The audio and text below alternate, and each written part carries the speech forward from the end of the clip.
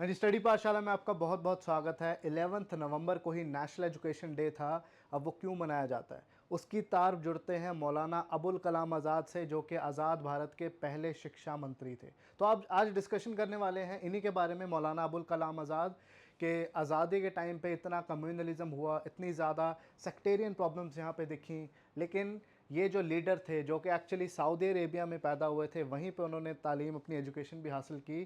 किस तरीके से डीपली रिलीजियस होने के बाद भी ये कम्यूनल नहीं हुए। इनको हम गांधी से भी कहना कि इनकी तुलना कर सकते हैं। तो इनकी स्टोरी आज हम करते हैं। मौलाना अबुल कलाम आज़ाद जो कि सबसे बड़े, सबसे कद्दावर लीडर थे अगर मुस्लिम्स में देखें, और अगर ओवरऑल भी अगर हम कांग्रेस लीडरशिप देखें तो सबसे बड़े लीडर्स में से एक थे, जिनका बहुत बड़ा हाथ है इंडिया की इंडिपेंडेंस में। तो मौलाना अबुल कलाम आज़ाद जो हैं 1888 में पैदा होते हैं मक्का सिटी में इन सऊदी अरेबिया। उनके जो फादर थे काफ़ी बड़े इस्लामिक स्कॉलर थे, और उनकी फैमिली की अगर बात करें तो हेरात से आते थे इन अफ़गानिस्तान। हेरात से वो इंडिया की तरफ आए थे, उसके बाद दोबारा वो कुछ काम के लिए सऊदी अरब में चले गए। तो उनका काफ़ी जो बचपन बीता है, जो यंग ईयर्स बीते हैं, वो अरब वाले एरिया में बीते हैं। और जिससे ये भी कंडीशनिंग होती है कि उनकी जो शुरुआती सोच थी, जो एजुकेशन थी, वो अरब नेशनलिज्म से भी जुड़ी हुई थी। अब 1888 का टाइम है, ऑटोमन एम्पायर के अंडर आता था जो आज सऊदी अरब है। तो वहाँ पे अरब नेशनलिज्म की बातें भी चलेंगी जब फर्स्ट वर्ल्ड वॉर की बात आएगी। फर्स्ट वर्ल्ड वॉर के बाद टर्की में खलीफा को हटा दिया गया था, तो खिलाफत मूवमेंट से भी ये जुड़ेंगे। तो इनकी जो इनिशियल, जो इनकी पॉलिटिकल यहाँ पे कंडीशनिंग है, जो एजुकेशन है, वो उसी इलाके में होती है। तो काफ़ी डीपली रिलीजियस भी हैं। अगर कुरान शरीफ की बात करें, हदीस की बात करें, इन्होंने सारे मेजॉरिटी टेक्स्ट पढ़े हुए हैं, उनके ऊपर किताबें भी लिखी हैं। तो ऐसा नहीं है कि रिलीजन से दूर हैं। तो इनकी नॉलेज की ही वजह से इनका नाम यहाँ पे मौलाना रखा गया था। लेकिन उसके बावजूद ये नेशनलिस्ट मूवमेंट के साथ जुड़ते हैं और हिंदू मुस्लिम यूनिटी की बात करेंगे। और जिन्ना जैसे कम्युनलिस्ट लीडर, हालांकि जिन्ना भी शुरुआत में प्रो कांग्रेस ही थे, वो जो कम्युनलिस्ट होंगे उनको भी बहुत ज़्यादा क्रिटिसाइज़ करेंगे। तो यहाँ पे शुरू करते हैं हम मौलाना अबुल कलाम आज़ाद के बारे में। 1888 में पैदा होते हैं। फिर उसके बाद एंटी पार्टीशन जब मूवमेंट होगी बंगाल की, तो वहाँ पे तब ये बहुत यंग थे, तो वहाँ पे भी इन्होंने अपना ऑपोजिशन दिखाया कि बंगाल को पार्टीशन नहीं करना चाहिए, बंगाल को यहाँ पे बिल्कुल भी पार्टीशन नहीं करना चाहिए, और हिंदू मुस्लिम यूनिटी की बात की। और ये तब की बात है जब ऑल इंडिया मुस्लिम लीग जो है वो 1906 में बना दी गई थी, during the time of Lord Minto, जो कि हिंदू मुस्लिम्स को यहाँ पे डिवाइड करना चाहते थे। क्योंकि 1857 रिवोल्ट के बाद अगर हम छोटा सा बैकग्राउंड यहाँ पे देखें तो बड़ा क्लियरली यहाँ पे दिखना शुरू हो जाता है कि 1857 की जो हिंदू मुस्लिम यूनिटी है वो अंग्रेज़ तोड़ना चाहते थे, और देश जो एक था उसको बिल्कुल यहाँ पे ख़त्म करके, डिवाइड करके, डिवाइड एंड रूल वाली पॉलिसी वो लागू करना चाहते हैं। उसमें बहुत बड़ा जो स्टेप था वो था 1905 में जो बंगाल को डिवाइड किया। ये एग्जाम्पल तो ये दिया गया, यहाँ पे एक्सक्यूज़ तो ये दिया गया कि ड्यू टू द फैक्ट कि बंगाल बहुत बड़ा प्रोविंस था, जो कि वो था, उसकी कन्वीनियंस के लिए इसको डिवाइड किया जा रहा है, लेकिन असल में बंगाली यूनिटी को डिवाइड करने के लिए ये किया जा रहा था। जिसके बाद ढाका को as a Muslim capital promote किया गया, और कैलकाटा को प्रमोट किया गया एज अ हिंदू कैपिटल। तो इन्होंने वहाँ पे भी काफ़ी ज़्यादा अपोज किया, जबकि काफ़ी बड़ा जो सेक्शन है यहाँ पे मुस्लिम्स का, स्पेशली मुस्लिम एलिट्स। अब ये आपको याद होना चाहिए कि ऑल इंडिया मुस्लिम लीग जो कि ढाका में यहाँ पे बनती है 1906 में, उसमें ज़्यादातर जो मुस्लिम लीडर्स थे वो बहुत अमीर, बहुत बड़े बड़े ज़मींदार थे, जिनका सपोर्ट ब्रिटिश गवर्नमेंट यहाँ पे कर रही थी। तो उनको बहुत क्रिटिसाइज़ किया इन्होंने, और इन्होंने नेशनलिस्ट के साथ, कांग्रेस के साथ मिलकर उनको अपोज करने की बात की। सिमिलरली जब ऑल इंडिया मुस्लिम लीग का फाउंडेशन भी हुआ 1906 में ही हुआ, तो उनके भी बहुत बड़े ये क्रिटिक बने। हालांकि कुछ टाइम के लिए वो क्रिटिसिज्म कम हो जाएगा जब कुछ ही टाइम के लिए मुस्लिम लीग और कांग्रेस एक साथ में दिखेंगे, लेकिन ये क्रिटिसिज्म बाद में फिर से आ जाएगा। अब जो मेन रोल आता है यहाँ पे, जब भी हम बात करते हैं मौलाना अबुल कलाम आज़ाद की, मेन ये कब सीन पे, नेशनलिस्ट सीन पे कब ब्रेक करते हैं। ये करते हैं जब इन्होंने अल हिलाल नाम का जो न्यूज़पेपर है वो कहीं ना कहीं फाउंड किया था। अल हिलाल न्यूज़पेपर, क्योंकि अल हिलाल न्यूज़पेपर में इन्होंने खिलाफत मूवमेंट को सपोर्ट किया। खिलाफत मूवमेंट हालांकि ये बता दें कि इंडिया से रिलेट नहीं करती थी।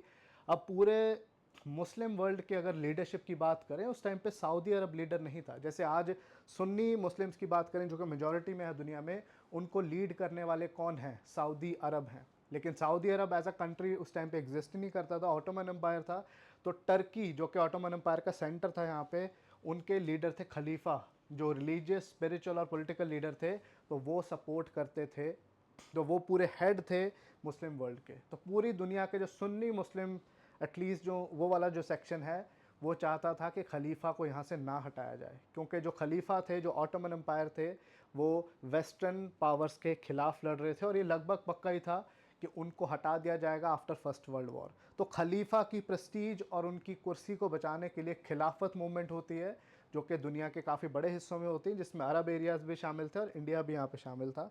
तो खिलाफत मूवमेंट में इन्होंने काफ़ी बढ़ चढ़ के बांट लिया। हालांकि जब फर्स्ट वर्ल्ड वॉर टर्की हारेगा तो टर्की के लोग ही खलीफा को यहाँ पे हटा देंगे, ठीक है।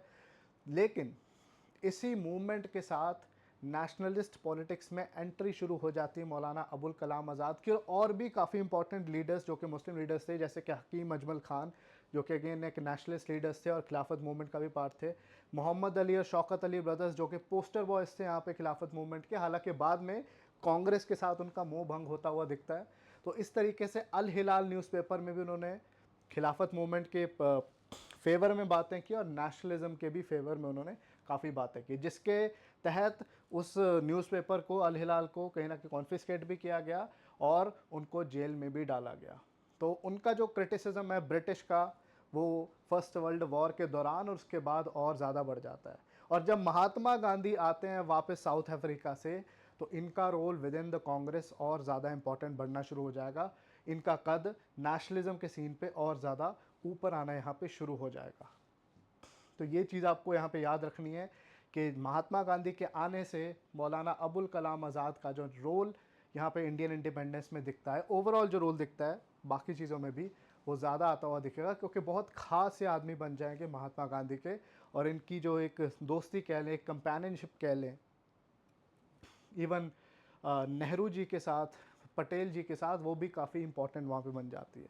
तो चाहे चंपारण मूवमेंट हो, चाहे खेड़ा सत्याग्रह हो, चाहे यहाँ पे जलियांवाला बाग मैसेकर हो जो कि 1919 में होता है, और एंटी राउलेट एक्ट जो यहाँ पे एक एक्टिविटीज़ की जा रही थी, उसके अगेंस्ट भी सत्याग्रह किया जा रहा था, तो वहाँ पे गांधी जी का भरपूर साथ देते हैं यहाँ पे मौलाना अबुल कलाम आज़ाद।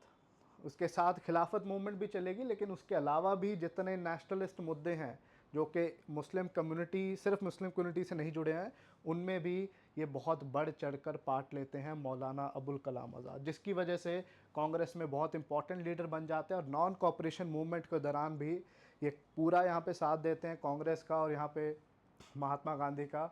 और उसके बाद कांग्रेस वर्किंग कमेटी में इनका जो कद है और ऊंचा यहाँ पे होना शुरू हो जाता है। अब होता क्या है, नॉन कॉपरेशन मूवमेंट के बाद कांग्रेस के लिए थोड़ा सा डिप आता है, थोड़ा सा डिक्लाइन आता है, लेकिन उसके बावजूद यहाँ पे क्या होगा, ये कांग्रेस के साथ बने रहेंगे। और कम्यूनल पॉलिटिक्स, जो कि नॉन कॉपरेशन मूवमेंट के ख़त्म होने के बाद कुछ कम्यूनल पार्टीज़, कुछ कम्यूनल पॉलिटिक्स यहाँ पे आनी शुरू हो जाएगी, बोथ फ्रॉम मुस्लिम्स, हिंदू, सारे सेक्शंस में से, उनको भी अपोज करने का काम करेंगे। नेहरू रिपोर्ट आती है जिसमें आज़ाद भारत के कॉन्स्टिट्यूशन की बहुत ब्रॉडली बात की जाती है, मोतीलाल नेहरू रिपोर्ट, नॉट जवाहरलाल नेहरू, तो उनकी भी ये भरपूर सपोर्ट करते हैं, जो कि 1928 में आती है। जो जिन्ना है वो उनको क्रिटिसाइज़ करने का काम करेंगे नेहरू रिपोर्ट को। सिविल डिसोबीडियंस की मूवमेंट की बात करते हैं, तो सिविल डिसोबीडियंस में just like the other movements Mahatma Gandhi का यहाँ पे साथ देते हैं। और धरासना सॉल्ट वर्क्स जो होता है यहाँ पे, धरासना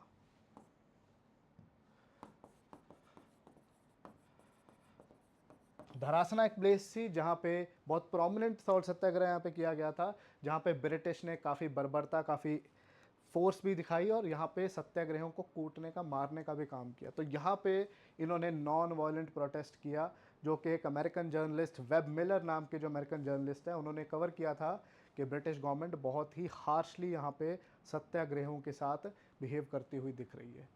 अब उसके बाद पूरे 1930s में जिस तरीके से मुस्लिम लीग का कद धीरे धीरे ऊपर होना शुरू होगा और कांग्रेस का कद भी ऊपर होगा, तो कम्यूनल पॉलिटिक्स बहुत ज़्यादा फैलनी शुरू हो जाएगी 1930s ऑनवर्ड, स्पेशली आफ्टर जो इलेक्शंस होंगे 1937 के बाद, जिसके बाद मुस्लिम लीग को पता लग जाएगा कि उनकी कोई खास औकात अभी तक इंडिया में नहीं बनी है।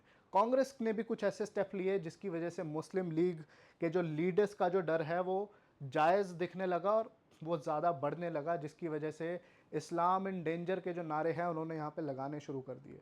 अब जब इलेक्शंस होते हैं तो 1935 एक्ट के तहत होता है, उसमें कांग्रेस को मेजॉरिटी मिलती है कुछ, लेकिन जो मुस्लिम लीग है बहुत पुअरली परफॉर्म करती है इवन उन सीटों पे जहाँ पे मुस्लिम्स को रिजर्वेशन दी गई थी।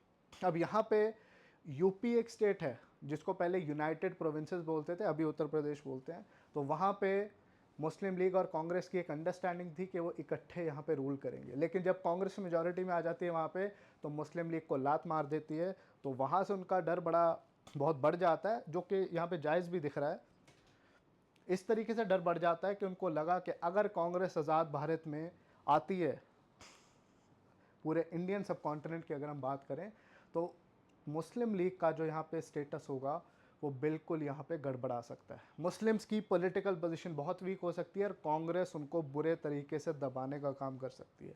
अब इसी के बाद क्या होगा, 1930s के 37 के बाद स्पेशली कम्युनलिज्म, पाकिस्तान की डिमांड और बहुत ज़्यादा रिलीजियस डिवाइड यहाँ पे आपको प्रोमिनेंटली दिखना शुरू हो जाएगा। 1940 के लाहौर सेशन, मुस्लिम लीग के लाहौर सेशन में जब हम बात करते हैं मुस्लिम लीग का लाहौर सेशन, तो वहाँ पे पाकिस्तान की डिमांड की जाती है। तो उसी टाइम पे 1940 की बात हो रही है, रामगढ़ सेशन होता है कांग्रेस का रामगढ़ में, तो वहाँ पे प्रेसिडेंट कौन बनते हैं, मौलाना अबुल कलाम आज़ाद, जो कि अगले 5-6 साल के लिए प्रेसिडेंट रहेंगे। उसके बाद जवाहरलाल नेहरू फिर से प्रेसिडेंट बनते हैं। तो वो बहुत ज़्यादा क्रिटिसाइज़ करते हैं यहाँ पे जिन्ना को और टू नेशन थ्योरी का यहाँ पे मतलब क्या है। टू नेशन थ्योरी का बहुत सिंपल मतलब है कि एक इंडियन सब कॉन्टिनेंट में या फिर एक देश में हिंदूज और मुस्लिम्स एक दूसरे के इतने बड़े दुश्मन हैं कि एक साथ कोएग्जिस्ट नहीं कर सकते। This is the two nation theory, जो कि दोनों तरफ के communalist, be it Hindu communalist, be it Muslim communalist and be it other communalist, जो ये थ्योरीज को यहाँ पे सपोर्ट करते हुए दिखते थे। लेकिन इन्होंने बहुत तगड़े से इस थ्योरी का विरोध किया और बोला कि हज़ारों सालों से हिंदुज़म भी यहाँ पे फल फूल रहा है और इस्लाम भी फल फूल रहा है, तो दोनों जब एक साथ हज़ारों साल के लिए रहे हैं, तो अब ऐसा क्या हो गया ब्रिटिश के आने के बाद कि हिंदू मुस्लिम एक दूसरे के खून के प्यासे होने लगे हैं और पाकिस्तान जैसे सेपरेट स्टेट की यहाँ पे डिमांड कर रहे हैं। तो शुरू से लेकर अंत तक हिंदू मुस्लिम यूनिटी की इन्होंने बात की और कम्युनलिस्ट फोर्सेस को अपोज करने का काम किया। डीपली रिलीजियस होने के बावजूद भी सऊदी अरब जैसे काफ़ी कंजर्वेटिव एरिया में बड़े होने के बावजूद भी ये कम्युनल इन नेचर नहीं बने, just like Mahatma Gandhi. Personal life में काफ़ी डीपली रिलीजियस, लेकिन अगर पॉलिटिकल आउटलुक देखेंगे तो वहाँ पे सेकुलर पॉलिटिकल आउटलुक आपको मौलाना अबुल कलाम आज़ाद की दिखेगी। अब जब वर्ल्ड वॉर 2 की बात आती है तो ये बहुत ज़्यादा इंटरेस्टेड नहीं थे कि ब्रिटिश का यहाँ पे फ़ायदा उठाया जाए और अपोज किया जाए ब्रिटिश को, आज़ादी की बात की जाए। लेकिन जब इनके ऊपर प्रेशर आता है तो ये मान जाते हैं कि चलो कोई बात नहीं, हमें कोई ना कोई मूवमेंट यहाँ पे स्टार्ट करनी पड़ेगी। ये क्विट इंडिया मूवमेंट के बहुत ज़्यादा फेवर में नहीं थे, लेकिन जब प्रेशर आया कि ब्रिटिश बिल्कुल भी डिमांड्स को नहीं मान रहा है तो इनको यहाँ पे सपोर्ट करना पड़ा। और बाद में ग्वालियर टैंक, जो कि 7 अगस्त 1942 की बहुत एक फियारी जो स्पीच इन्होंने दी थी, उसमें एक साफ झलकता है कि क्विट इंडिया मूवमेंट को बाद में इन्होंने काफ़ी तगड़े से सपोर्ट किया। वर्ल्ड वॉर 2 के बाद हालात बिल्कुल बदल जाते हैं। जितने लीडर्स कांग्रेस के अरेस्ट हुए होते हैं उनको यहाँ पे रिलीज़ कर दिया जाता है। अब सारी गेम यही रहेगी थी कि पावर शेयरिंग किस तरीके से होगी। 1945 के बाद specially the game was about the power sharing, ठीक है। और इन्होंने शुरू से लेकर अंत तक किसी भी तरीके के पार्टीशन को यहाँ पे अपोज किया। हालांकि 1946 के बाद जो कम्यूनल राइट्स होंगे वो बहुत ज़्यादा बढ़ जाएंगे, जो कि ईस्टर्न इंडिया से शुरू होंगे, और सबसे बुरे जो उसके दुष्प्रभाव देखने को मिलेंगे वो पंजाब में मिलेंगे, जहाँ पे मिलियंस ऑफ लोग इधर से उधर जाते हैं आफ्टर पार्टीशन और बहुत ज़्यादा कम्युनल वायलेंस वहाँ पे देखने को भी मिलता है। सो 1946-47 के दौरान जब कम्युनल राइट्स इतने ज़्यादा बढ़ जाते हैं और यहाँ पे नेहरू जी और पटेल जी उनको प्रो पार्टीशन देखने शुरू हो जाते हैं, क्योंकि हालात उस तरीके से हो गए थे, तो बिल्कुल भी खुश नहीं थे। वो चाहते थे कि किसी भी हालात में ये पार्टीशन नहीं होनी चाहिए और मुस्लिम लीग की यहाँ पे जीत नहीं होनी चाहिए।